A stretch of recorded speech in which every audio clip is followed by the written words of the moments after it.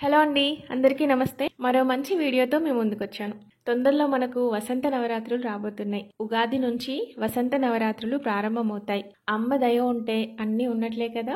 ఒక్కసారి ఇష్టంతో భక్తితో ఈ నవరాత్రులు చేసి చూడండి, ఎలాంటి మార్పులు కలుగుతాయో మీకే అర్థమవుతుంది. ఈ వీడియోలో మనం నవరాత్రులు ఏ విధంగా చేయాలి, ఎలాంటి నియమాలు పాటించాలి, ఎన్ని రోజులు చేయాలి, ఇవన్నీ క్లియర్గా తెలుసుకుందాం.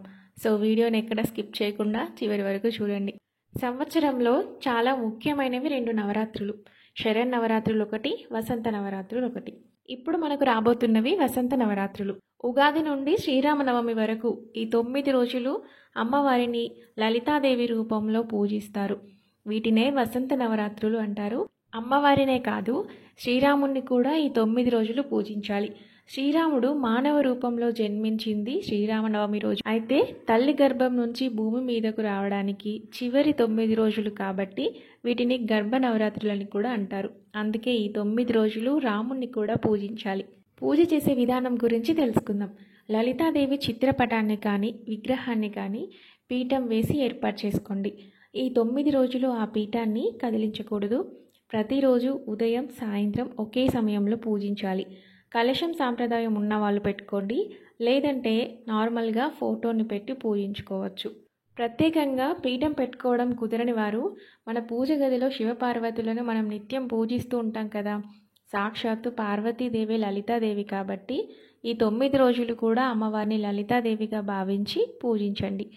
ఏ విధంగా పూజించినా కూడా, అంటే పీఠం వేసి పూజించినా, నిత్య పూజలో అమ్మవారిని పూజించినా, మొదటగా గణపతికి పూజ చేసిన తర్వాత అమ్మవారికి షోడశోపచార పూజ చేయాలి. ప్రతిరోజు ఉదయం సాయంత్రం అమ్మకు చేసే షోడశోపచార పూజలో భాగంగానే లలితాదేవికి సంబంధించిన ఖడ్గమాల, లలితా సహస్రనామం, లలితాదేవి అష్టోత్తర శతనామావళి చదువుకోవాలి. ఇవేమీ రాకపోతే మొబైల్లో పెట్టుకొని అమ్మను పూజించండి. శ్రీమాత్రే నమః అనుకుంటూ నిత్యం అమ్మను తలుచుకుంటూ ఉండండి. ఇక ఈ 9 రోజులు అమ్మకు సమర్పించాల్సిన నైవేద్యం ఏంటంటే పరమాన్నం, పులిహోర, పాలక్ పొంగలి, దధ్యోజనం, చక్కెర పొంగలి. వీటిలో రోజుకొకటి చేసి అమ్మకు నైవేద్యంగా సమర్పించండి. ఇవేమి చేయడం కుదరని వారు పాలని కానీ పండ్లని కానీ అమ్మకు నైవేద్యంగా సమర్పించండి.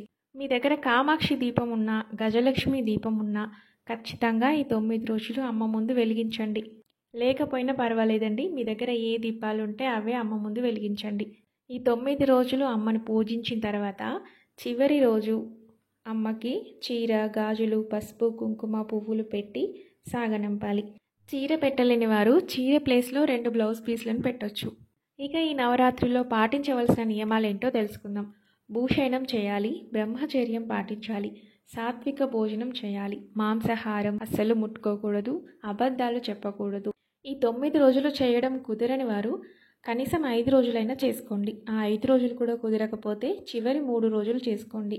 అవి కూడా కుదరకపోతే ఒక్క రోజైనా అమ్మని పూజించుకోవచ్చు. సో ఇదండి వీడియో. వసంత నవరాత్రుల గురించి పూర్తి ఇన్ఫర్మేషన్.